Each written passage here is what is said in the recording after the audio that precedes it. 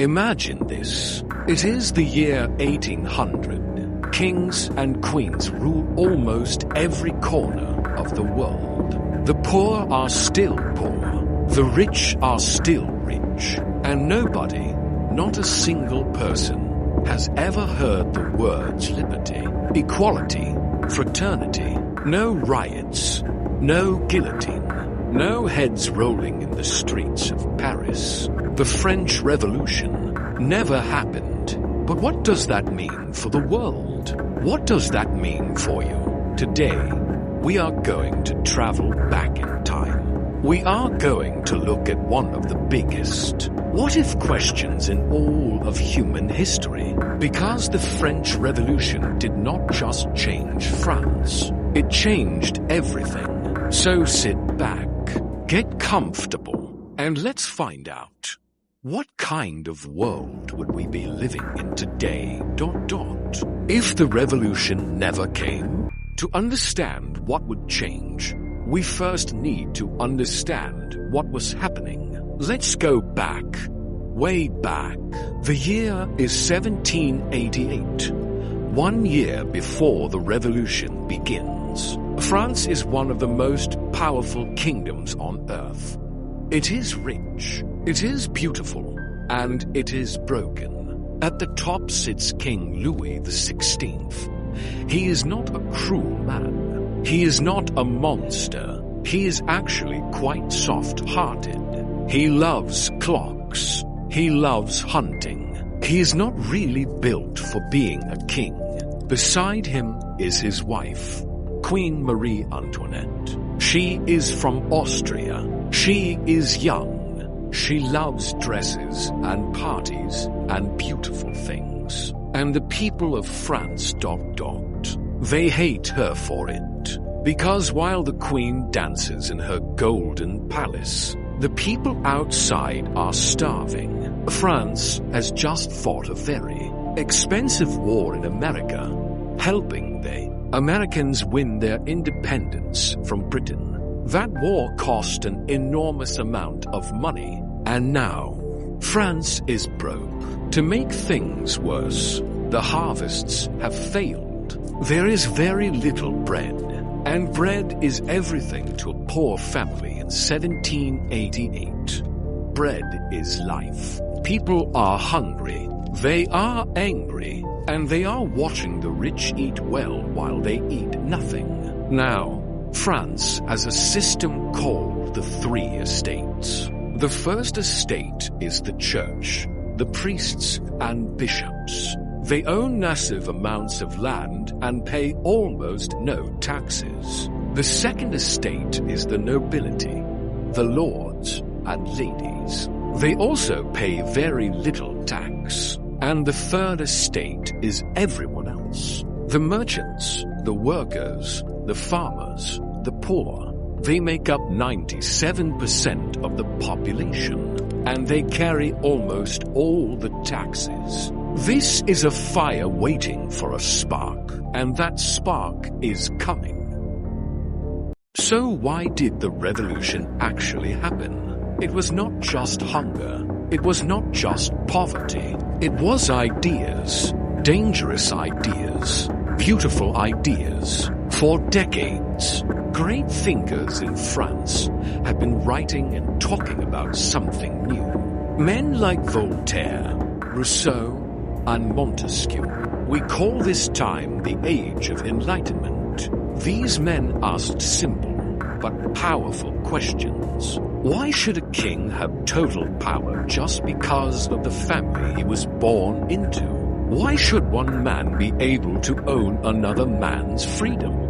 Is it not true that all men are born equal? These ideas spread like fire. Books were passed around in secret. Coffee shops buzzed with conversation. Young men with ink-stained fingers read late into the night by candlelight. And then, the American Revolution happened, 1776. France watched, France helped, and France saw that a people could actually rise up and win. If the Americans could throw off the chains of a king, Why couldn't the French? By 1789, the pressure had built to high. In June 1789, the people of the Third Estate declared themselves a national assembly. They said they spoke for the people, not the king.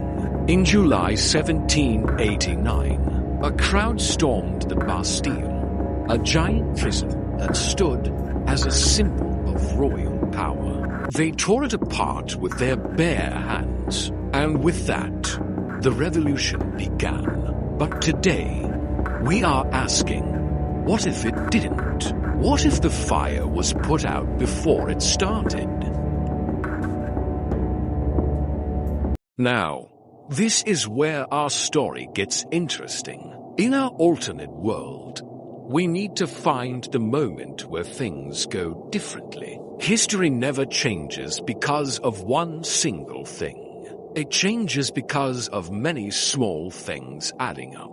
But let's pick one clear point. The year is 1788. King Louis XVI calls a meeting of the Estates General, the old French Parliament that had not met in 175 years. He needs money. He needs to raise taxes. And by law, he has to get approval. In real history, this meeting turned into a disaster. The Third Estate was blocked, ignored, and pushed around. They walked out and formed their own government. This led directly to the revolution.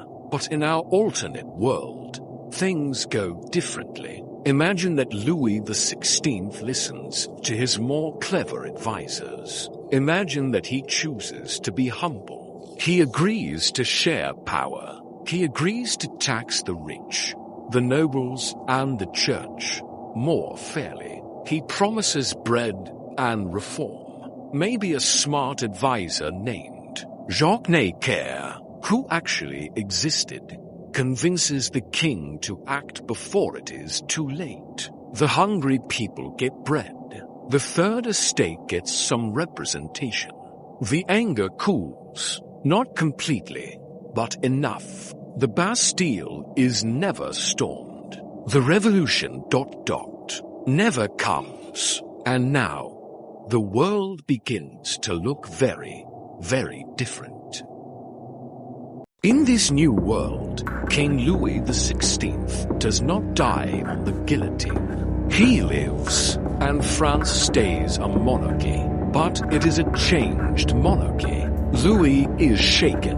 He knows how close he came to losing everything. So he makes reforms, small ones, careful ones. He creates something like a parliament. Nobles and commoners can now speak their thoughts, but the king still holds the final word. France becomes what historians call a constitutional monarchy, a kingdom with some rules, some limits. Think of it like England, which already had a constitutional monarchy at this time. So France does not become a republic. It does not execute its king. It does not go to war with all of Europe. And what does that mean? It means France stays stable while the rest of Europe watches with wide eyes. Other kings in Austria, Prussia, Spain, Russia breathe a massive sigh of relief. Because in real history, the French Revolution terrified every king in Europe. They saw what happened to Louis. They saw a king dragged out of his palace, put on trial, and killed.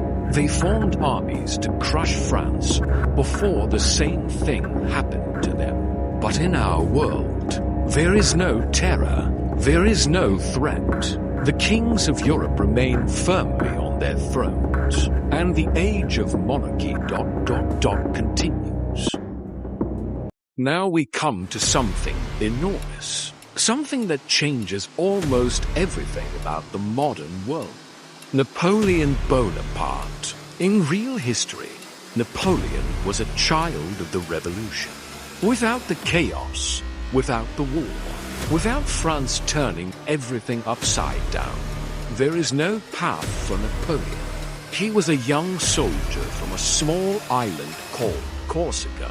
In normal times, a man like him, not truly French, not from a great noble family, would never have risen to power. But the revolution broke the old rules. It said, a man can rise by talent, not by blood. And Napoleon was the most talented general of his age. He rose from soldier to general to consul to emperor of France. He conquered most of Europe. He rewrote laws. He built roads, schools, and courts. He spread new ideas about equality and law across every country he invaded. But he also caused wars that killed millions of people. In our alternate world, none of this happens. Napoleon does not rise to power. He remains a minor military officer. He grows old quietly. He is never emperor. He never invades Russia. He never fights at Waterloo. The great Napoleonic Wars, which reshaped borders, toppled empires, and redrew the map of Europe, never happened. For millions of people who would have died in those wars, this is wonderful news. But for the world as a whole, the effects are deep and strange and complicated. Here is something most people don't think about. The French Revolution did not just change France and Europe. It changed America too. In real history, when the French Revolution happened, it split Americans into two camps almost immediately. One side, led by men like Thomas Jefferson, loved the revolution. They saw it as the spirit of 1776 spreading to France. They supported it, even when things got bloody. The other side, led by men like Alexander Hamilton, were horrified. They thought the revolution was chaos. They feared it would spread to America. This argument helped create America's first two political parties, the Democratic Republicans and the Federalists. In other words, the French Revolution helped shape American politics from the very beginning. But let's go even deeper. France and America had a special friendship. France had helped America win independence. In return, there was a treaty of alliance. America was supposed to help France in future wars. When the French Revolution led to war with Britain, this caused a massive crisis in America. Should they honor their alliance with France? Should they stay neutral? Should they back Britain? George Washington chose neutrality, and it nearly tore the country apart. In our alternate world, France is stable. There is no massive war. There is no crisis over alliances. America's early politics might look completely different. The two-party system we know today may never have formed the way it did. And there is one more thing. In 1803, a desperate Napoleon sold the Louisiana territory to America in the famous Louisiana Purchase. He needed money for war. In our world, Napoleon doesn't exist. France is not at war. France has no reason to sell Louisiana. That means the United States never gets the Louisiana territory, half of the modern American continent, 828,000 square miles, stays in French or Spanish hands. The United States does not grow west. The country we know today does not exist in the same shape. Let that sink in. Now let's zoom back to Europe. Because without the French Revolution, something very important never spreads. The ideas. You see, Napoleon's armies did something strange wherever they went. Yes, they conquered. Yes, they destroyed. But they also carried ideas in their backpacks alongside their guns. They carried the ideas of the revolution, liberty, equality, the rights of man. Everywhere Napoleon's armies went, the old feudal laws began to crack. Serfs, people who were basically owned by the land and the lord, began to hear that there was another way to live. Old kingdoms and empires that had kept millions of people in poverty for centuries began to feel pressure. People who had never thought about their own rights started to ask questions. This created revolutions and uprisings all across Europe throughout the 1800s, but without the French Revolution as a starting point, without Napoleon carrying these ideas across borders, Europe stays locked. The old empires remain strong. The Austrian Empire, the Russian Empire, the Ottoman Empire, the Prussian Kingdom. These massive, old, powerful systems do not crack open in the 1800s the way they did in real history. Millions of people across Europe who gained freedoms, voting rights, and civil rights in the 1800s and early 1900s may wait much, much longer, or may never gain those rights at all. The map of Europe looks completely different. Many of the countries we know today, Germany, Italy, Poland, Belgium, were shaped directly or indirectly by the chaos the revolution started. In our world, those borders never form. Those nations may never exist.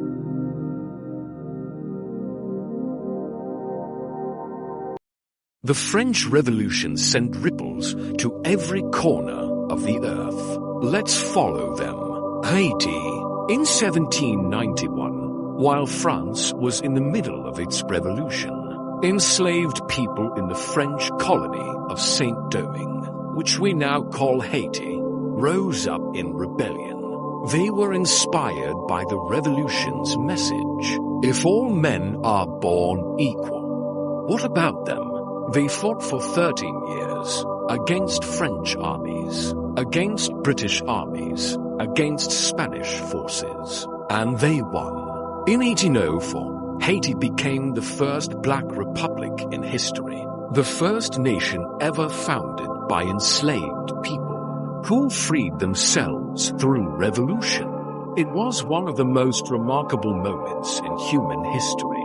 In our alternate world, the French Revolution never happened. The message never reaches Saint-Domingue. The spark never lights. Haiti as we know it may never exist, and slavery across the Caribbean and the Americas. Without a powerful example of enslaved people winning freedom, it may continue far longer. Across the world, other independence movements were also fired up by the ideas of the French Revolution. South America, men like Simon Bolivar and José de San Martin led revolutions against Spanish colonial rule in the early 1800s. They were directly inspired by the ideas of liberty from France and America. Without the French Revolution, without Napoleon destabilizing Spain, Bolivar may have never risen.